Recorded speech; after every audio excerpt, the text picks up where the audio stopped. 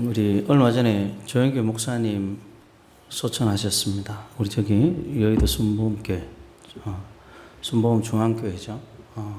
소천하셨는데 그 조영규 목사님이 신학교 때 일이에요. 신학교 때 시골교회 이제 부흥회를 인도하러 갔는데 교회 교인들이 한 20명, 우리 정도 모이는 그런 교회였던가 봐요.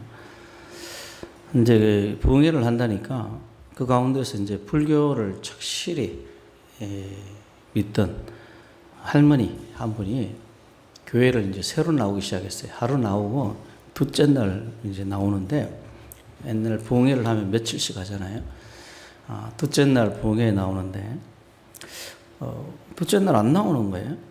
그래서 조영희 목사님 생각에 교회 나와서 이제 은혜가 안 되니까 안 나오나 보다 이렇게 생각하고 있는데 설교 시작한 다음에 이제 중간에 들어오는데 할머니가 좌우에 부축을 받고 들어오는 거예요. 보니까 다리가 부러졌어요. 다리가 이렇게 좀 문제가 생겼어요. 마침 또 들어오시네요, 누가. 이렇게 들어왔나 봐요. 이렇게. 그래 보니까 이제 다리가 이렇게 부러져가지고 이제 양쪽에 누가 부축해서 이 할머니를 데리고 들어오는 거예요. 그래서 이제 조영희 목사님 이제 큰일 났다 생각한 거 속으로. 조영규 목사님 설교의 특징이 뭐냐면 예수 믿으면 복 받는답니다. 조영규 목사님 설교를 한마디로 요약하면 예수 믿으면 복 받으니까 예수 믿자 이거예요. 그러니까 예수 믿으면 복 받는다고 이야기를 했는데 설교 한 번 듣고 나서 지금 다리가 부러져 버린 거예요. 절에 평생을 절에 다니시다가 그래도 교회 나와서 설교 한 번 딱 듣고 나서 다리가 부러졌으니까 야 이게 참 큰일 났구나. 이거 설교 끝나면 이제 항의당하겠다. 당신 설교 듣고 내 다리 부러졌으니까 좀 뭐 해달라고 치료비도 달라고 공격당하겠구나. 이렇게 생각하고 마음에 조마조마하는 마음에서 이제 설교를 마쳤어요. 설교를 마치니까 할머니가 아니나 다를까 이제 조영기 목사님, 조영기 전도사죠. 전도사한테 오는 거예요. 그래서 이야기를 하는데 선생님, 내가 밭에서 일을 하다가 늦어가지고 밤에 부흥회에 참여하기 위해서 막 뛰다가 언덕에서 굴렀는데 머리가 다치지 않고 다리가 부러졌으니 너무너무 감사합니다. 이러는 거예요. 만일 머리가 다쳤으면 교회 나오지도 못했을 텐데 다리가 부러져서 교회 나왔습니다. 감사하다는 거예요. 이걸 듣고 나서 참 이 글을 보고 나서 사람이 마음을 굳게 써야 돼요. 여러분 좋은 쪽으로 생각하십시오. 그래서 참 그 소리를 들으니까 너무 감사한 거예요. 감사한 거예요. 그래서 감사한 마음이 들어서 하나님 너무 감사합니다. 공격당할 줄 알았는데 감사가 되니까 더 감사하죠. 이런 일이 있으면 감사가 꽃배기가 됩니다. 너무 감사해서 하나님 이 할머니 축복해 주세요. 그랬는데 다리가 부러진 이 할머니를 부축하고 온 사람들이 아들하고 며느리예요. 아들하고 며느리가 할머니가 교회 가야 된다고 그러니까 어쩔 수 없이 부축해서 갔는데 부흥회 참석해서 예수 그리스도를 구주로 영접한 거예요. 할렐루야. 그래서 이 사람의 마음을 굳게 써야 하나님의 은혜가 임하는 거예요. 항상 여러분들이 교회 다니면서 좋은 마음 품으시길 바랍니다. 오늘 설교 내용은 그런데 반대예요. 반대. 오늘 베데스다에서 있었던 일이라는 주제로 말씀을 전하는데 사실 저는 이 베데스다 연못에서 생긴 이 일을 설교를 거의 안 합니다. 아마 지금까지 해본 적이 거의 없는 것 같아요. 기억이 안 나요. 그래서 지나가다 베데스다 기도원이란 이름만 봐도 별로 마음이 별로 좋지 않습니다. 왜냐하면 오늘 이 성경에 나오는 38년 된 병자의 이야기 때문에 그래요. 이 사람이 예수님 때문에 예수님이 이 사람의 병을 낫게 해주십니다. 근데 그 은혜에 보답하기보다도 예수님을 더 곤란하게 만들어요. 요한복음에 나오는 이 다른 병자, 뒤에 보면 실로암에서 병이 낫는 장면이 나오는데요. 실로암에서 이 병이 나온, 눈이 멀었다가 눈이 떠해진 이 사람은 예수님을 경배하고 예수님을 찬양하고 예수님을 위해서 말을 하고 행동을 합니다. 근데 이 베데스다 연못에서 치료받은 사람은 완전히 반대예요. 예수님을 굉장히 곤란하게 만들어요. 이 구절을 읽어보면, 성경 구절을 읽어보면 분명히 예수님이 곤란해질 거 알면서도 고의로 이랬던 것 같아요. 그래서 이 설교를 제가 거의 안 합니다. 베데스다 병자는 예수님의 은혜를 은혜로 갚지 않고 감사함으로 영광을 돌리지 않고 오히려 예수님을 박해하는 원인을 제공해요. 그러니까 제가 뭐 좋은 감정이 들 리가 없죠. 좋은 감정이 없으니까 설교도 할 리가 없고요. 그래서 저는 사람은 은혜를 알아야 된다고 생각합니다. 제가 예수를 알고 나서 참 감사하는 것 중에 하나가 은혜를 알게 된 거예요. 예전에는 뭐 부모님 원망하고 세상을 원망하고 그렇게 살았더라면 예수 그리스도의 십자가와 딱 마주친 다음에 예수님께서 나를 위해서 십자가에 달려 죽으셨다는 사실을 딱 알고 난 다음에 내 영혼이 깨지기 시작하는 거예요. 누군가 나를 알지 못할 때, 누군가 나도 알지 못할 때, 누군가 내가 상상도 할 수 없을 때 나를 구원하기 위해서, 나를 살리기 위해서, 나를 천국 백성 되기 위해서, 나를 위해서 십자가에 대신 형벌을 받으시고 죽으신 거예요. 교회 처음 다닐 때는 이 사실을 몰랐습니다. 무수하게 이야기를 많이 들었는데 예수님께서 나를 위해 십자가에 달려 죽으셨다는 이야기를 수없이 많이 들었는데 몰랐어요. 근데 어느 순간 예수님께서 나를 위해 죽으셨다는 것이 마음에 확 와닿기 시작한 다음부터는 너무너무 마음에 죄송한 거예요. 내가 저질렀던 죄 때문에 예수님이 죽었다는 생각을 하니까 너무 마음이 죄송하고 너무 미안하고 송구스러워서 정말 어디 땅을 파고 들어갈 수 있으면 들어갔으면 좋겠다. 하나님의 눈에 띄지 않는 장소에 있었으면 참 좋겠다. 그렇게 마음이 너무 양심의 가책이죠. 이걸 느끼게 되더라고요. 지금 생각해 보면 그게 바로 내 마음이 깨지던 시기였던 것 같아요.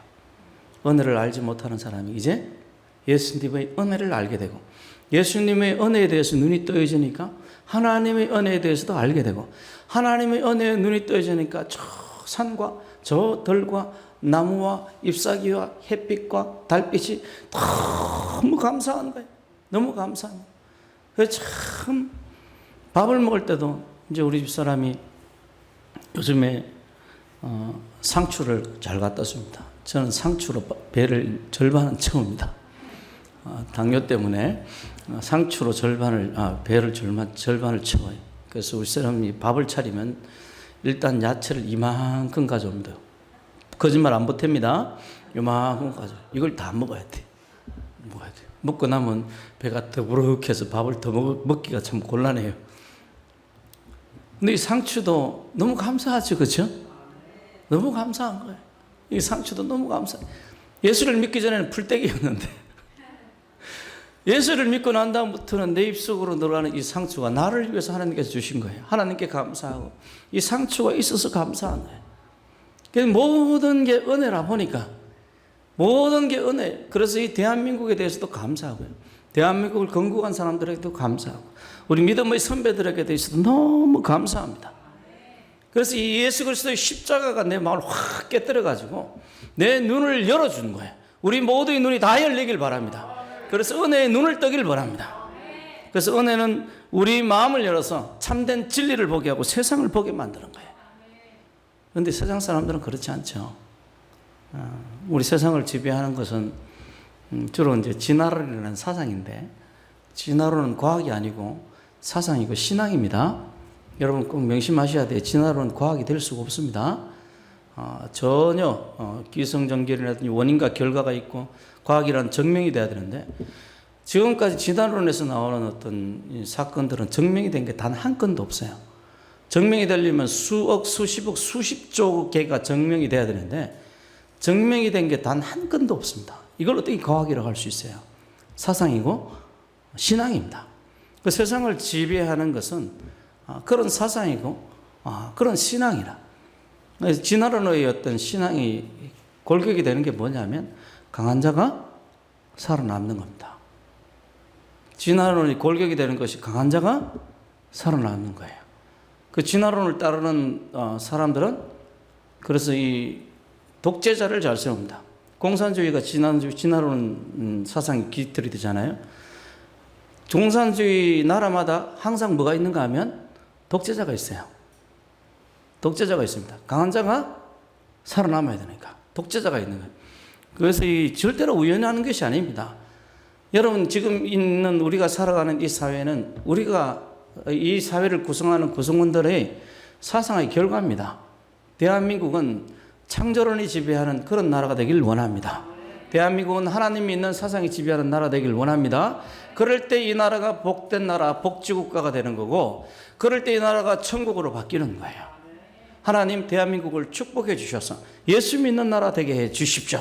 이것이 우리 기도의 제목이 되길 원합니다. 그 세상을 지배하는 원리는 이 진화론이 있던 시대도 그렇고 진화론이 없던 시대도 그렇습니다. 다윗 이전에도 이 세상을 지배하는 원칙은 뭐냐면 경쟁에서 강한 자가 살아남는 게 원칙입니다. 그래서 전쟁을 하는 거고 그래서 왕이 되는 거예요. 그러니까 참 부지런한 사상이죠. 모든 사람, 한 사람을 빼놓고 모든 사람이 불행하게 만드는 그런 사상인데 꼭대기에 올라가 있는 사람도 늘 불안합니다. 그 조선시대 왕들이 항상 두려워했던 것이 뭐냐면 독살 아닙니까? 독살. 꼭대기에 있는 사람도 불안한 거예요. 오늘 본문 속에 그런 것을 볼 수 있는데 예루살렘이라는 도시에 양문이라는 이제 문이 있었어요. 그곳 근처에 베데스다라는 연못이 있었는데 이 베데스다 근처에는 행각 5이 있었습니다. 행각은 뭐냐면 이 그리스 어떤 영화나 고대 그리스 보면 이렇게 지붕 있고 기둥 있고 벽이 없는 건물 있죠. 그런 거 생각하면 돼요.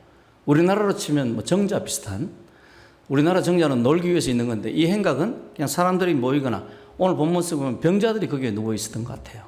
지붕만 있고 벽은 없는 기둥만 있고 그런 건물입니다. 그 행각이 5이 있었어요. 5.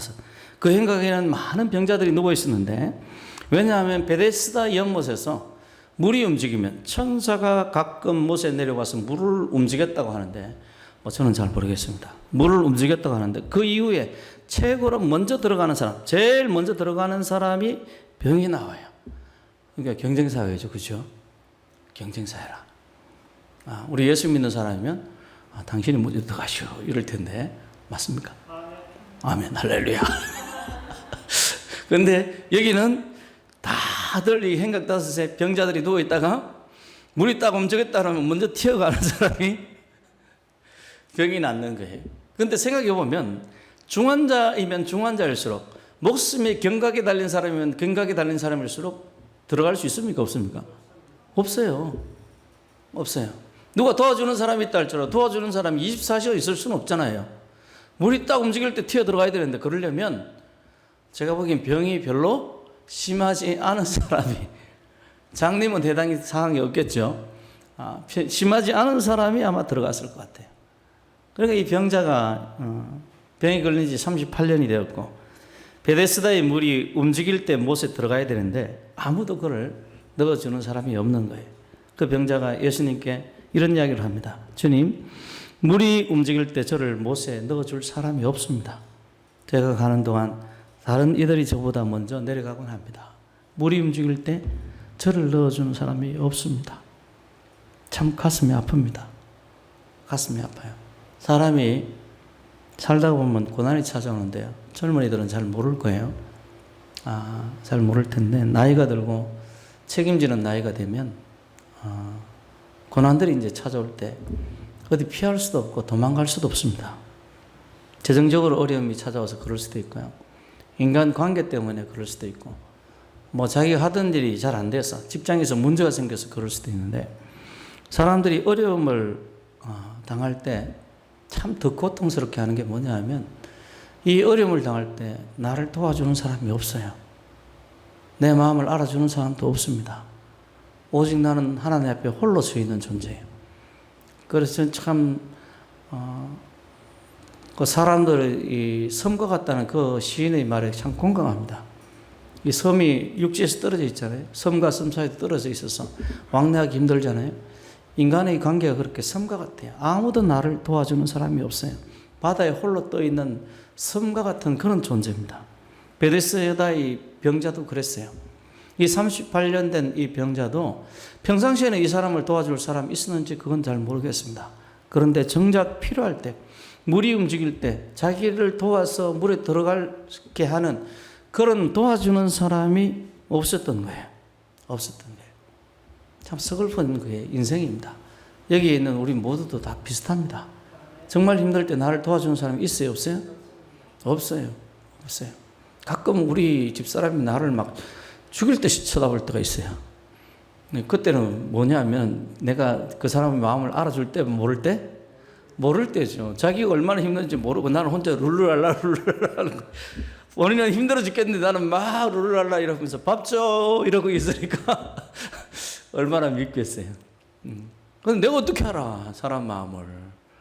내가 어떻게 알아요? 우리 어머니가 맨날 하는 소리 중에 하나가 내 속으로 낳은 자식도 그 마음을 모른다. 우리 어머니가 그 이야기 참 자주 말씀하시죠. 내 속으로 나온 자식도 내 마음대로 되지 않고 그 속을 모르겠다는 그 속을. 하물며 어떻게 내가 다른 사람의 마음을 알겠습니까? 몰라요. 여러분 기대하지 마십시오. 다른 사람이 내 마음을 알아주기를 기대하지 마시길 바랍니다. 그런데 이 베데스다 연못의 38년 된 병자는 늘 기대하고 살았어요. 이 베데스다 연못을 떠나지를 못하는 거예요. 38년 된 이 질병을 고칠 방법은 이 베데스다 연못이 움직이는 그때를 기다리는 것밖에 없다. 그런데 정작 움직이면 들어갈 수도 없는데요. 뭐 확률 없는 희망인데 계속 희망을 품고 있는 거예요. 요즘 아이들이 이야기하듯이 희망 고문이죠. 쓸데없는 희망인 거예요. 쓸데없는 희망. 들어가기만 하면 될 것 같은데 정작 들어갈 수가 없는 거예요. 38년간의 고통. 우리가 당한 대개의 문제들, 정작 심각한 문제들은 잘 해결이 안 됩니다. 그래서 많은 사람들이 그냥 포기하고 사는데 이 환자는 끈질기게 고침을 받길 원한 거예요. 그리고 자신의 뜻을 이룰 수가 없었습니다. 이런 희망 고문이라고 이야기하는 이 고통은 영혼의 갈증만 남깁니다. 신기루 같은 거죠. 신기루 같은 거. 가보면 가짜예요. 정말 저게 내가 이 신기루가 나타나서 저기 가면 구원받을 것 같지만 가보면 가짜입니다. 이런 사람들에게 예수님께서 찾아오시는 겁니다. 저는 하나님이 찾아오시는 하나님이라 너무 감사합니다. 하나님은 우리에게 찾아오십니다. 누구든지 음성을 듣고 마음문을 열면 예수님께서 우리 속에 들어오십니다. 마음문을 열면 예수님께서 들어오셔서 그와 더불어 먹고 그와 더불어 마시는 거예요. 할렐루야. 예수님 찾아오시는 하나님이에요. 그래서 이 사람 베데스다 연못에서 38년 된 병자에게 예수님이 찾아오셨습니다. 마치 구원이 필요한 사람들에게 찾아오시듯이 구원이 필요했던 우리들에게 찾아오셨듯이 베데스다 연못에서 고통 속에서 자그마한 희망을 붙들고 있는 정말 헛된 희망을 붙들고 있는 희망 고문 속에 살아가는 이 병자에게 찾아오셨어요. 저는 이 병자와 예수님과의 대화가 참 재미있습니다. 왜 재미있는가 하면 제가 설명해 드릴게요. 예수님께서 그럽니다. 내가 낫고자 하느냐. 핵심이 뭡니까 지금? 38년 된 병자가 병이 치료받는 거잖아요. 여러분 맞죠? 이게 핵심이에요. 이게 핵심인데 병자는 엉뚱한 이야기를 해요. 주여 물이 움직일 때 나를 못에 넣어주는 사람이 없어. 내가 가는 동안 다른 사람이 먼저 내려갑니다. 병이 낫는 예수님은 네가 지금 고통받는 거 병 때문에 그러니까 병 낫는 게 네 인생의 소원이지? 라고 이야기하는 예수님에게 이 병자는 뭐라고 그럽니까? 못에 내려가야 되겠는데 못에 내려가긴 가야 되겠는데 나를 못에 내려주는 사람이 없어요 주님. 이 대화가 좀 이상하지 않습니까? 예수님은 병자에게 병이 낫고자 하냐고 물으셨는데 병이 낫기 위해서 베데스다에 있는 거니까 그리고 거기에 필요한 것이 병이 낫는 것임을 예수님께서 꿰뚫어 보셨어요. 아시니까 그렇게 물으신 거죠. 그런데 이 병자는 연못에 들어가니만이 이러고 있어요. 어느덧 이 병자의 목표가 뭐냐 하면 연못에 들어가는 게 목표라. 많은 사람들이 행복을 위해서 살고자 하고 행복을 원합니다. 그런데 행복을 원하는데 돈이 있으면 행복할 줄 아는 사람들은 돈을 목표로 삼으면 돈을 벌기에 힘씁니다. 그래서 어느덧 행복을 잊어버려요. 뭐가 인생의 목적이 되는 겁니까? 돈 버는 게 인생의 목적이 돼버리는 거예요. 돈 버는 게 인생의 목적이 돼버리는 거예요.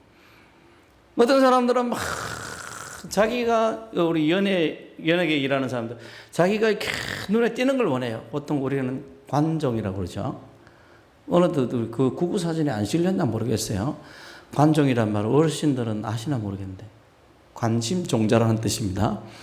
관심을 받길 원하는 종자라는 뜻이 좀 별로 좋지 않은 어감이죠. 하여튼 관종. 뭐 때문에 관종이 되길 원했는가? 그건 잘 모르겠어요. 사람들에게 인정받길 원했는지 아니면 좀 사람들에게 주목받기를 원했는지 모르겠는데 이 관종이 되기 위해서 별의별 짓을 다 하는 거예요. 나중에는 그 자체가 목적이 돼버린 거예요. 그 자체가. 행복을 원하지만 물질이 목적이 되고 행복을 원하지만 권력이 목적이 되고 행복을 원하지만 다른 사람을 조종하는 사람이 되는 것처럼 이 병자도 지금 핵심을 잃어버린 겁니다. 병자에게 필요한 것은 병이 낫는 겁니다. 연못에 들어가는 게 아니라 주님을 봤으면 주님께서 너 병 낫고자 합니까? 라고 물어보면 그래 주님 병이 낫고자 원합니다. 이렇게 대답하면 좋았는데 이 병이 낫고자 하느냐 이 말은 능동으로 물어본 거거든요. 네가 낫기를 지금 원하고 있느냐 소망하고 있느냐 생각하고 있느냐 행동하고 있느냐 이 말 뜻이 이럽니다. 네가 지금 그걸 적극적으로 지금 그걸 원하고 있느냐 이 뜻이에요. 주님께서 이렇게 물으셨을 때 병자가 뭐라고 대답하면 되는가 하면 낫기를 원합니다. 이 한마디만 하면 주님께서 치료해 주시는 거예요. 그런데 그 한마디를 이야기하는 것을 이 사람이 상상을 할 수가 없었던 거예요. 지금 예수님이 낫게 하신다는 말은 이 사람의 머릿속에서 초월적인 생각입니다. 여러분 주님 우리에게 구원입니다. 주님 우리에게 축복입니다. 이런 말씀이 들려질 때 이것이 여러분 머릿속에 상상을 초월하는 이야기, 내가 생각지 못한 이야기라도 아멘으로 화답하시길 바랍니다.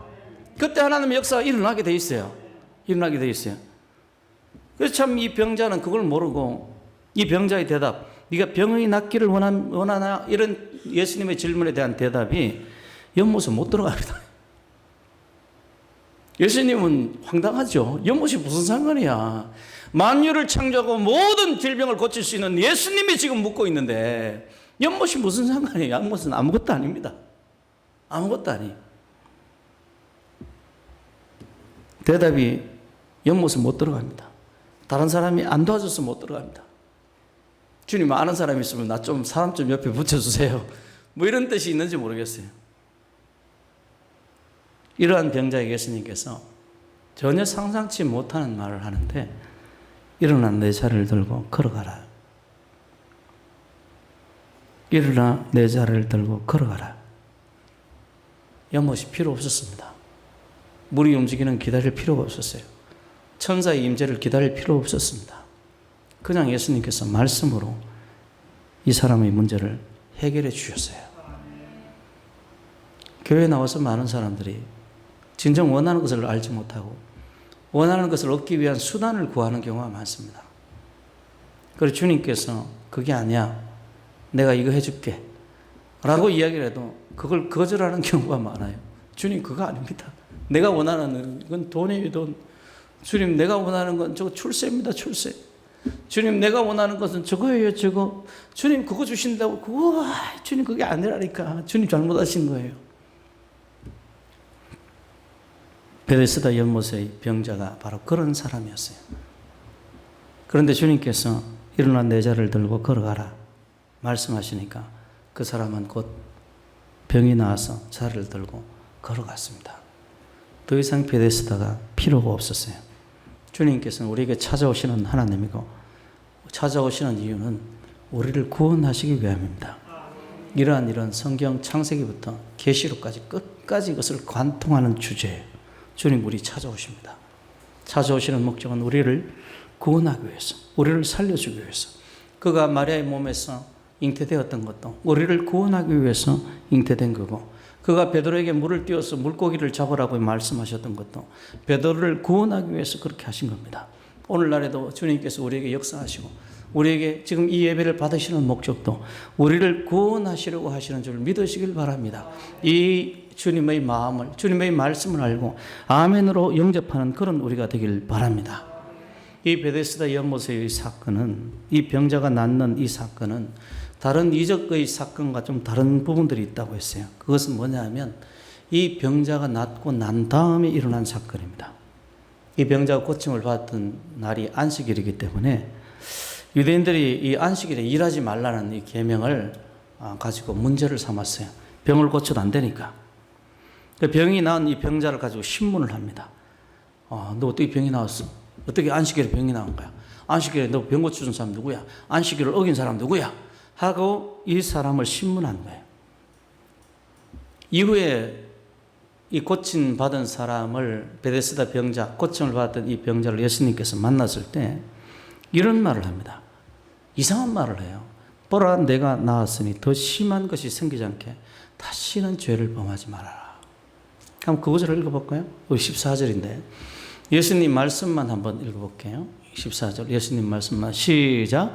보라, 내가 나았으니 더 심한 것이 생기지 않게 다시는 죄를 범하지 말라. 이상한 말이죠. 지금 현재 죄를 짓지 말라는 이야기. 두 가지 뜻이 있다면, 하나는 이 질병의 원인이 거의 죄 때문에 생긴 거고, 두 번째는 미래에 대한 것입니다. 미래에 대한 것. 미래에 네가 다시 죄를 짓게 되면 더 큰 병이 생길 것이다. 그 이야기예요. 그렇죠? 더 심한 것이 생기지 않게 죄를 범하지 마라. 죄를 범하면 뭐 한다는 이야기예요? 더 심한 병이 생긴다는 이야기예요. 그런데 이 말을 듣고 병이 나은 그 사람이 유대인들에게 안식일에 자기 병을 고친 사람이 예수님이라고 신고를 해버립니다. 그때부터 예수님이 도망 다니기 시작한 거예요. 그 베데스다에서 일어난 이 사건, 병을 고침 받고 나서 일어난 이 사건은 여러 가지를 생각하게 만드는데, 왜 요한 사도는 이 사건을 기록했을까? 좀 별로 좋지 않은 사건이잖아요. 그렇죠? 그래서 나는 이 베데스다 기도원이라고 붙은 간판을 보면 저분이 성경을 제대로 이해했나라는 그런 생각이 들어요. 제대로 이해했으면 저렇게 간판을 붙이기가 쉽지 않을 텐데, 예수님 뒤통수 치겠다는 이야기잖아요. 기도에 대해서 응답받으면 뭐 하겠다는 이야기입니까? 예수님 뒤통수 치겠다. 베데스다 기도원, 수많은 기도원의 목사님들에게 죄송한데 성경을 잘 이해를 못하는 것 같아요. 그래서 요한 사도가 왜 이 사건을 기록해놨지? 실로암에서 고침받은 맹인과는 너무 다른 결과입니다. 너무 다른 행동을 보여주는 거예요. 이 베데스다의 병자는 나중에 어떻게 되었을까? 여러분 그런 궁금하지 않습니까? 저는 천국 가면 참 알고 싶은 게 많은데, 그 중에 하나가 예수님에게 고침받은 병자들이 신앙생활을 잘 했을까?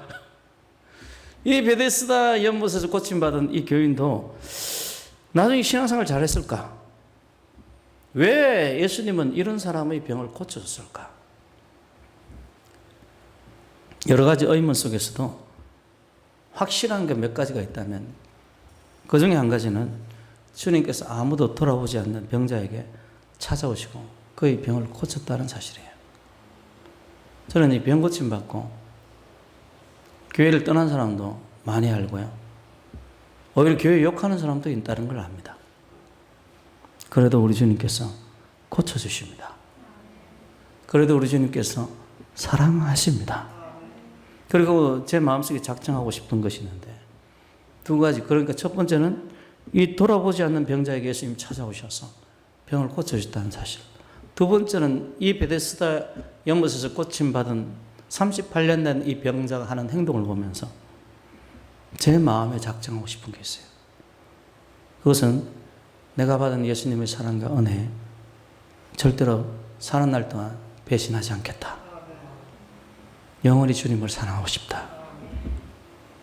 우리 성도들도 동일한 마음이기를 원합니다.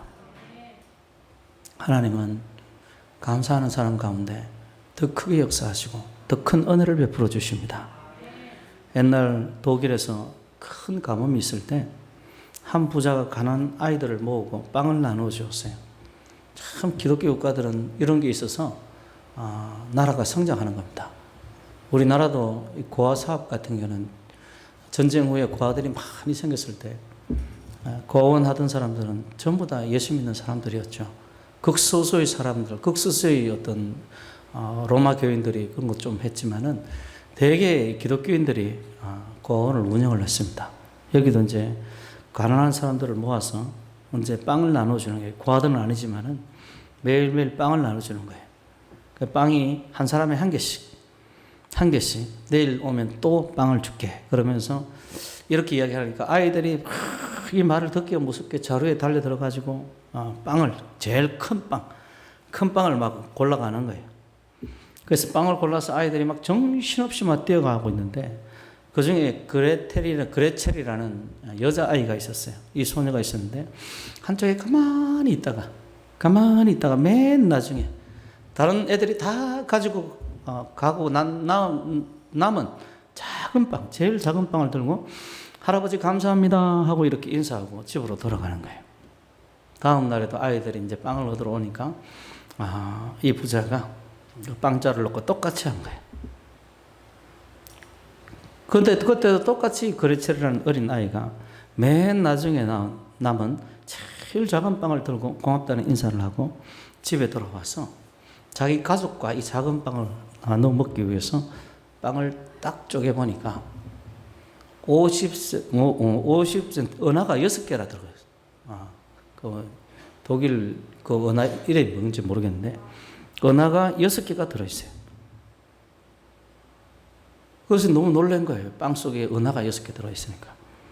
그레첼이 이 돈을 가지고 노인에게 가서 이 돈을 갖다 주니까 그레첼이 머리를 이 부자 노인이 쓰다듬으면서 내가 감사할 줄 아는 착한 아이에게 상을 주기 위해서 일부러 넣었다는 거예요.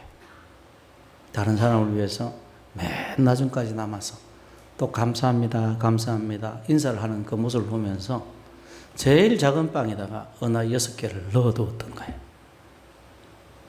하나님께서 은혜를 아는 우리 새벽교회 교인들에게 은하 6개를 주시길 원합니다. 주님께서 우리들을 축복해 주시기를 간절히 소망합니다.